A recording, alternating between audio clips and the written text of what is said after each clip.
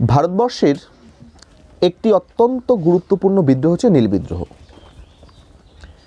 1859 থেকে 60 খ্রিস্টাব্দ এর মধ্যে নীল বিদ্রোহটা হয়েছিল।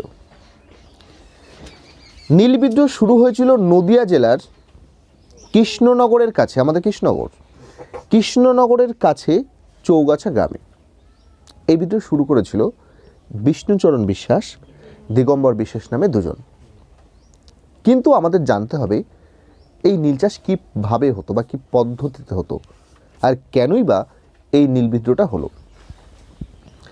প্রথম দিকে যারা নীলকর ছিল তার মধ্যে ভারতবর্ষের নীল চাষ শুরু করেছিল লুই বোনার্ড নামে একজন ইংরেজ।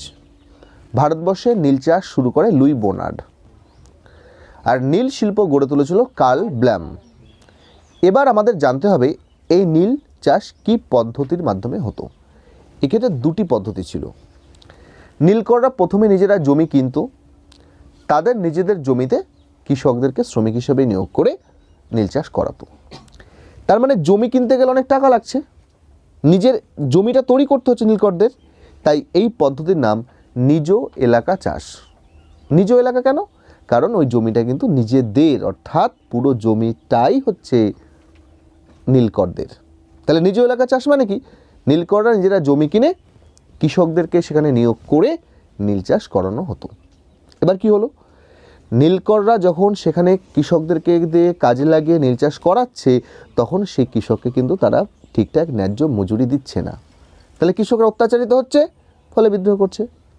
তাহলে নীল বিদ্রোহের একটা মেন কারণই হলো এলাকা চাষ। এরপরে কি হলো? বে এলাকা চাষ। আজকে বে এলাকা চাষ কি?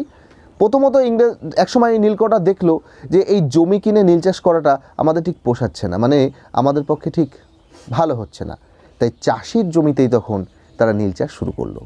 তাহলে প্রথমে নিজেরা জমি কিনছিল, আর এরপরে জমিটা কিনলো না, সরাসরি তুমি চাষি, তোমার জমিতেই হবে নীল চাষ। এটাকে বলা হচ্ছে বে এলাকা চাষ বা রায়তি চাষ বা দাদনী চাষ, কারণ চাষিদেরকে দাদন দিয়ে নীল চাষ করানো হতো। এবার দেখো, চাষির জমিতে যদি চাষ করানো হয় তাহলে চাষির ক্ষতি, এই জন্য চাষি কিন্তু বিদ্রোহের পথে পা বাড়ালো। তাহলে দুটো পদ্ধতিতে নীল চাষ হতো, প্রথমটা হচ্ছে এলাকা চাষ আর একটা হচ্ছে বে এলাকা চাষ। এবার নীল বিদ্রোহ হলো কেন, তার কারণগুলো কি? আজকে নীল বিদ্রোহের প্রথম কারণই হচ্ছে চাষির ক্ষতি। চাষি কীরকম ক্ষতি হতো? আজকে দেখো, চাষের জমিতে নীল চাষ করলে জমির উর্বরতা কমে যায়। চাষের জমিতে নীল চাষ করলে জমির যদি উর্বরতা কমে যায়, অন্যান্য ফসল তো হবে না, চাষির পক্ষে এটা ক্ষতি। চাষি কিন্তু নীল চাষ করতে চাইতো না। এবার নীল চাষ করতে যদি তুমি না চাও, ইংরেজরা ছেড়ে দেবে, নীলকররা তোমায় ছেড়ে দেবে, তারা অত্যাচার করবে, তখন চাষিরা কিন্তু বিদ্রোহের পথে পা বাড়াতো। আজকে ন্যায্য দাম তারা পেত না। নীল চাষ করলো, কিন্তু তার যদি সঠিক দাম তারা পেত, তাহলে তারা নীল চাষ করবে না কেন? করতেই পারে। কিন্তু যখন নীল বিক্রি হতো, তখন সঠিক দাম কিন্তু নীলকররা কখনোই নীল চাষিদের দিত না। এর জন্য নীল চাষিরা বিদ্রোহের পথে পা বাড়ায়। ওজনে ফাঁকি। আজকে তুমি দেখা গেল নিয়ে গেছো 10 কেজি নীল বিক্রি করতে, এখন তোমায় যদি বলা হয় এখানে 3 কেজি নীল আছে, তাহলে মনে তো রাগ হবেই। তাহলে প্রথমত হচ্ছে ন্যায্য দাম দিচ্ছে না, তারপরে ওজনটাও যে ঠিকঠাক হচ্ছে তাও না, ওজনেও দিচ্ছে ফাঁকি। তাহলে চাষির ক্ষতি হলো, ন্যায্য দাম পেল না চাষি, ওজনেও ফাঁকি দেওয়া হচ্ছে। এর জন্য কি হবে? বিদ্রোহ হবে। এর জন্য নীল চাষিরা বিদ্রোহ করেছে। এবার চাষিরা যদি কোনোভাবেই নীল চাষ করতে না চায়, বলছে অত্যাচার করা হবে। নীলকররা সীমাহীনভাবে অত্যাচার করত। প্রথমে চাষিকে ধরে নিয়ে যেত, নীলকুঠিতে আটকে রাখতো, তাতেও যদি নীল চাষ না করে চাষিকে মারতো, মানে প্রহার করতো। এর পরেও যদি নীল চাষ করতে না চাইতো, চাষির বাড়ি থেকে চাষের সরঞ্জাম, গরু মোষ যা ছিল লুট করে নিয়ে যেত। তাতেও হয়নি, বাড়ির মেয়েদের সম্মান নষ্ট করত। এত বদমাইশ ছিল নীলকররা। তাতেও যখন হয়নি, সব মেরে মুড়ে সব আগুন দিয়ে পুড়িয়ে দিত ঘর বাড়ি। তাহলে বোঝো, চাষিদের উপরে এই রকম যদি সীমাহীন অত্যাচার করে, চাষিরা বিদ্রোহ না করে কি করবে?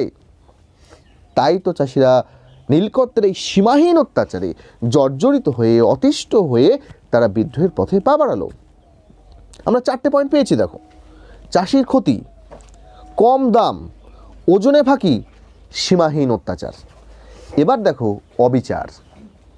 অবিচারটা কেন হলো? আজকে যখন নীলকররা খেয়াল করো চাষ করতে যাচ্ছে, তারা অত্যাচারিত হচ্ছে, তাহলে তারা তো এর বিচার চাইবে একটা সময়। কার কাছে যাচ্ছে? ইংরেজ পুলিশদের কাছে যাচ্ছে, তারা কোর্টে যাচ্ছে, কিন্তু সেখানে কিন্তু কোনোভাবেই চাষির হয়ে একটা কথাও বলা হচ্ছে না, সবটাই কিন্তু নীলকরদের স্বার্থ দেখা হচ্ছে। তাহলে আমি আদালতে যে আমি যদি ন্যায্য বিচার না পাই, তাহলে আমার মনে কি হবে? ক্ষোভ, রাগ তৈরি হবে। তাই তো চাষিরা এই অবিচারের দ্বারা যখন তারা বিচার পেল না, তখন তারা দেখলো আর কিছু উপায় নেই, আমাদের বিদ্রোহ করতে হবে। তাই সেখানে বিদ্রোহের পটভূমি তৈরি হচ্ছে। আজকে সেখানে একটা আইন পাশ হলো, তার নাম পঞ্চম আইন। 1830 সালে লর্ড উইলিয়াম বেন্টিং বলল, কোনো চাষি যদি নীলকরের কাছ থেকে দাদন নিয়েছে, নেওয়ার পর সে যদি নীল চাষ না করে, তাহলে তাকে কিন্তু শাস্তি এবং জরিমানা দুটোই আছে। তাহলে ভালো করে বোঝো, ইংরেজরা আইন বানাচ্ছে চাষিদের স্বার্থে নয়, ওই নীলকরদের স্বার্থে আইন বানাচ্ছে। তাহলে কি হবে? পরিস্থিতি খুবই জটিল। ফলে বিদ্রোহ ছাড়া কোনো উপায় নেই। বিদ্রোহ হয়েছে পঞ্চম আইন। এরপরে কি হলো ভালো করে বোঝো, দাদন প্রথা নীল বিদ্রোহের একটা অন্যতম কারণ। 1 বিঘে জমিতে নীল চাষ করতে গেলে অনেক খরচ, কিন্তু নীলকররা বলতো মাত্র 2 টাকা দেওয়া হবে তোমাকে 1 বিঘে, মানে 20 কাঠা জমিতে নীল চাষ করতে গেলে মাত্র 2 টাকা অগ্রিম অর্থ দেওয়া হতো। চাষি এই টাকা নিতে চাইতো না, কারণ চাষি জানে এই টাকায় নীল চাষ করা সম্ভব নয়, কারণ আমি খাবো না, চাষের জিনিস কিনবো না চাষ করব। কিন্তু দাদন না নিলে অত্যাচার। এবার তুমি দাদন নিয়ে নীল চাষ করতে না পারলেও অত্যাচার, মানে তুমি নিচ্ছ না তাও অত্যাচার, আর নিয়ে চাষ করতে পারো নি তাও অত্যাচার। এই অত্যাচারে অত্যাচারিত হয়ে তখন নীল চাষে মানুষ বিদ্রোহের পথে পা বাড়ায়। এই সময় বেশ কিছু পত্রপত্রিকা ছিল, যেমন তোমরা জানো একটা বিখ্যাত পত্রিকা হিন্দু প্যাট্রিয়ট পত্রিকা, যার বিখ্যাত সম্পাদক ছিলেন হরিশ্চন্দ্র মুখোপাধ্যায়। তো এই পত্রিকাগুলো সেই সময়, এরকম আরও পত্রিকা ছিল, এই পত্রিকাগুলো সেই সময় নীলকরদের অত্যাচার, নীল চাষিদের জীবনের সীমাহীন দুর্দশা মানুষের সামনে তুলে ধরলো।